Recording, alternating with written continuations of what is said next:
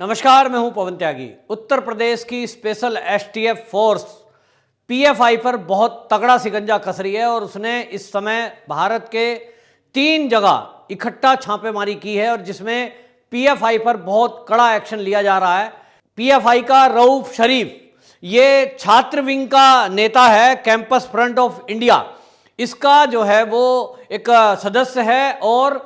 इसकी तलाश उत्तर प्रदेश एसटीएफ को सीए के जो प्रोटेस्ट में दंगे हुए थे उत्तर प्रदेश में उसमें भी ये वांछित था, लेकिन उसके बाद हाथरस कांड होता है और हाथरस कांड में एक दंगे की सुनियोजित प्लानिंग की गई थी जिसके तहत मथुरा के अंदर 2 पत्रकार मारुति वैन में जाते हुए पकड़े गए थे। जब उनसे पूछताछ हुई तो उनको पता लगा कि विदेशों से पैसा मिला है इस बात के लिए कि उनको ये काम दिया गया है कि वो फेक न्यूज़ फैलाएं और हाथरस कांड में जो दलित बच्ची के साथ रेप और हत्या हुई थी उसको ये झूठ फैलाकर उत्तर प्रदेश में दंगा कराने की साजिश थी। इस साजिश की पूरी प्लानिंग रची गई थी और पीएफआई उसमें मुख्य फंडिंग करने वाला था, जिसको आपको बता दें कि विदेश से लगभग 1.36 करोड़ की फंडिंग यानी 1,36,00,000 रुपए की फंडिंग ओमान से और कतर से हुई थी, जो हवाला के जरिए और एनजीओ के नाम पर पीएफआई को वो फंडिंग दी गई थी। असली मकसद था उत्तर प्रदेश में दंगा कराना और इसी को लेकर के क्योंकि सीए के विरोध के समय में उत्तर प्रदेश में जो तोड़फोड़ और आगाजनी हुई थी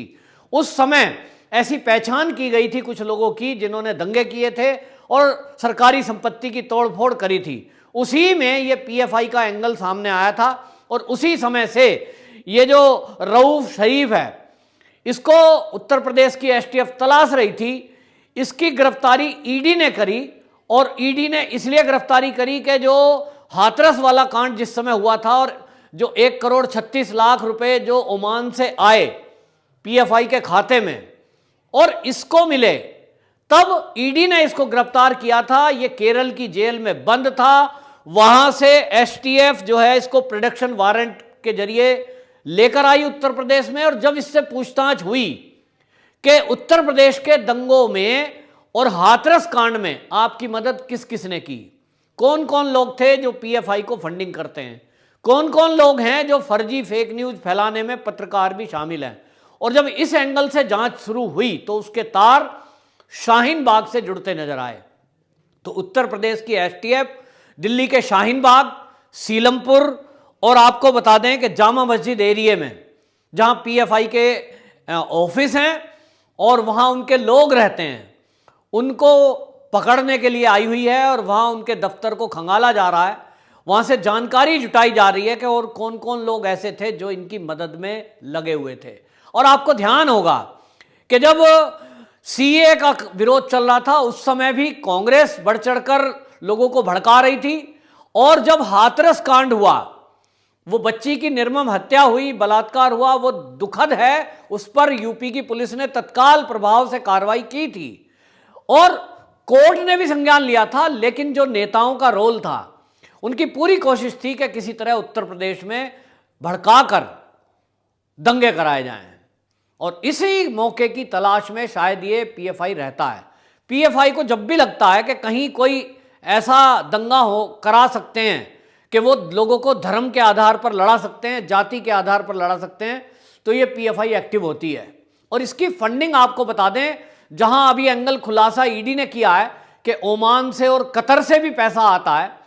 दुनिया के कई ऐसे देश हैं जहां बाहर मुसलमान रहते हैं और वो एनजीओ समझकर इसको दान देते हैं, लेकिन अभी हाल ही में हमने देखा कि किस तरह से आरएसएस की ड्रेस पहनाकर ये लोगों को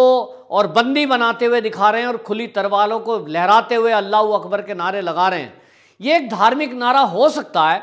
लेकिन आरएसएस के लोगों को बंदी बनाकर ये एक मैसेज देना चाह रहे हैं और ये बाकायदा मंच से बोलते भी हैं जो पीएफआई के सदस्य हैं कि कुछ भी कर लो हमें नहीं रोक पाओगे, और हमें नहीं रोक पाओगे तो क्या करने के लिए, जैसा हमने दिल्ली में देखा कि सीए के विरोध के नाम पर पूरी प्लानिंग करके कैसे हथियार बनाए गए, किस तरह से पेट्रोल बम बनाए गए और किस तरह से गोली बारूद इकट्ठा किया गया और उसके अंदर दिल्ली पुलिस के जवान और एक तो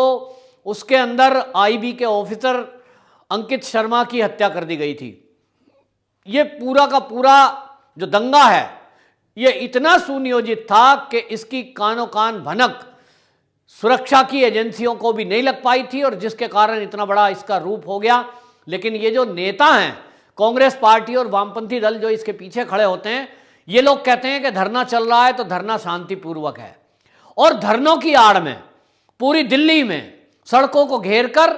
कई शाहीन बाग बनाए गए और इसको सपोर्ट आम आदमी पार्टी, कांग्रेस, कम्युनिस्ट, इन सब लोगों ने करा था। इसकी फंडिंग कहां से हो रही है? तो ऊपर से दिखाया गया कि ये फंडिंग लोग चंदा जुटा रहे हैं। जो लोग धरने में बैठे हैं, प्रदर्शन में बैठे हैं, वो खुद से अपने आप बैठे हुए हैं, उनको कोई पैसा नहीं दे रहा है। लेकिन जब जांच हुई तो पता लगा कि करोड़ों रुपए ये जो धरने प्रदर्शन है इसको चलाने के लिए विदेशों तक से मिला है। और देश में भी प्रतिदिन मस्जिदों के जरिए वो जो चंदा होता है उस चंदे का अंश भी इस पीएफआई को मिलता है, क्योंकि ये पीएफआई ये इस देश में एनजीओ के नाम पर चलती है। लोगों का हम भला करेंगे, गरीबों को दवाई देंगे, गरीबों को कपड़े देंगे, लेकिन होता कुछ और है। और इसीलिए ये मांग उठ रही है कि इस पीएफआई संगठन की जांच होनी चाहिए, ठीक से इसके खातों की जांच होनी चाहिए, और जो हवाला के जरिए पैसा आ रहा है, जो कैश ट्रांजैक्शन यहां इकट्ठा हो रहा है, उस पर अंकुश लगाने के लिए कुछ ना कुछ कानून बनाना चाहिए। नहीं तो ये पीएफआई इस तरह से दंगे कराती रहेगी। और अभी आपको बता दूं कि अभी हाल ही में दोबारा से हमने देखा कि 26 जनवरी को जो किसान आंदोलन के नाम पर दिल्ली में हिंसा हुई, जिसमें 500 से अधिक पुलिसकर्मी घायल हुए, उसमें भी एक संगठन सामने आया और वो था खालिस्तानी एंगल। लेकिन खालिस्तानी एंगल और पीएफआई एंगल ये दोनों जुड़ते हुए नजर आ रहे हैं, क्योंकि एक दूसरे को इनको लगा के दोनों की मदद करेंगे तो कहीं ना कहीं देश विरोधी गतिविधियों को आप गति देने में हम दोनों सफल हो जाएंगे। लेकिन अब जब योगी सरकार सख्त हुई है तो ऐसा लग रहा है कि बेशक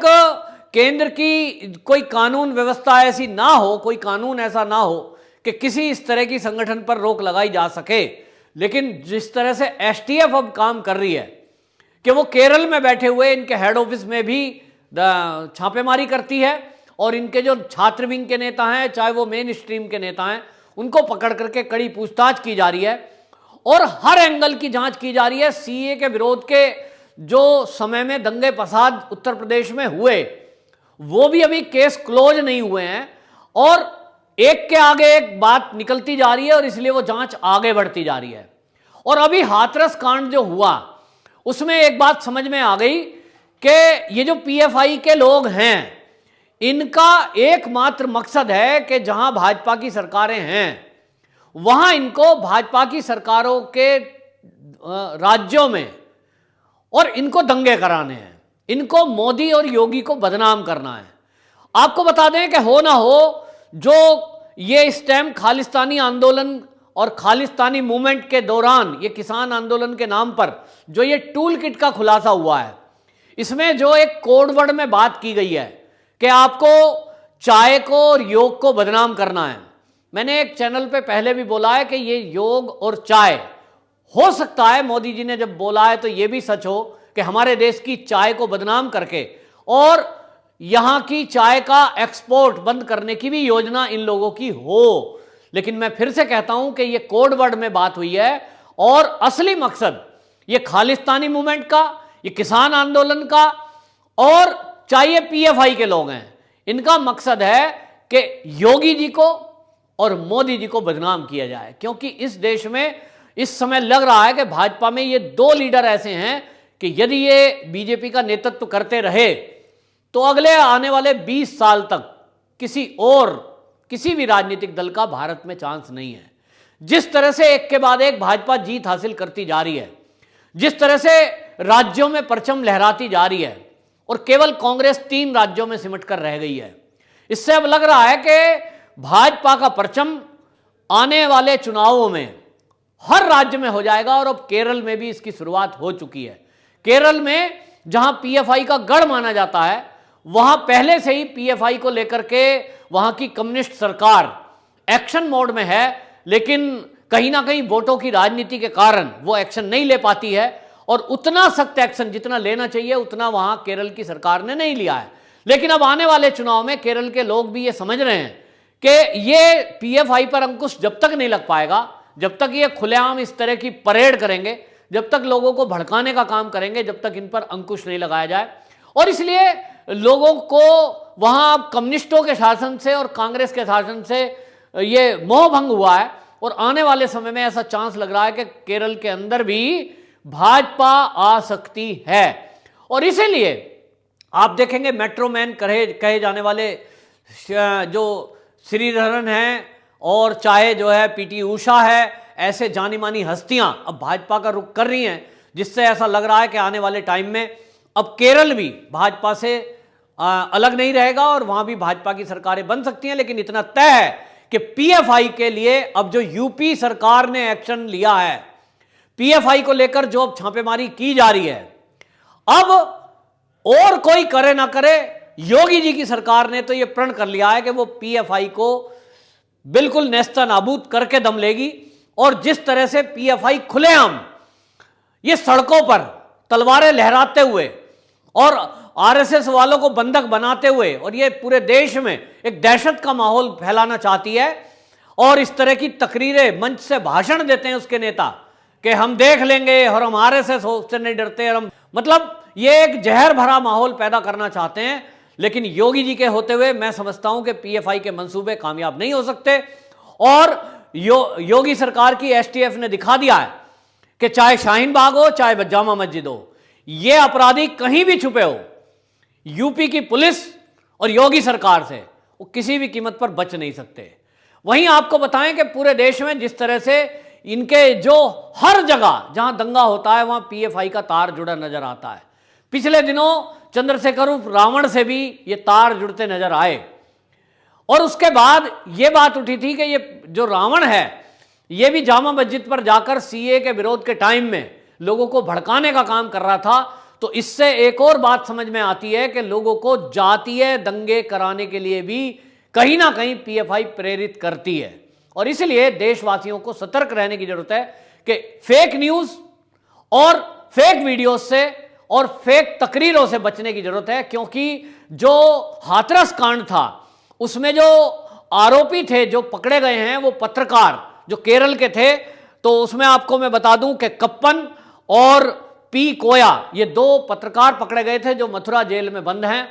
और इनसे पूछताछ के बाद खुलासा हुआ था कि इनको मोटा पैसा मिला था इस बात का कि जो हाथरस कांड है उसके बारे में झूठी खबर प्रसारित करनी है, उसको ऐसा प्रसारित करना है कि ये आंखें फोड़ दी लड़की की और ये बुरा हाल किया और ये तो बीजेपी वाले थे और उसमें पुलिस मिली हुई है और ये उच्च वर्ग के लोग थे, जिससे कि योगी जी भी उनके ऊपर कार्रवाई नहीं कर रहे हैं, जो आरोपी हैं वो तो ठाकुर जाति के हैं। इस तरह की खबरें इन्होंने प्लांट की थी जिससे पूरे देश में आक्रोश फैल रहा था। तो एक बार ये सिद्ध हो रहा है कि बहुत सारे पत्रकारों को भी पीएफआई ने हायर किया हुआ है, जिनको इस बात के लिए मोटा पैसा दिया जाता है कि वो फर्जी न्यूज चलाएं।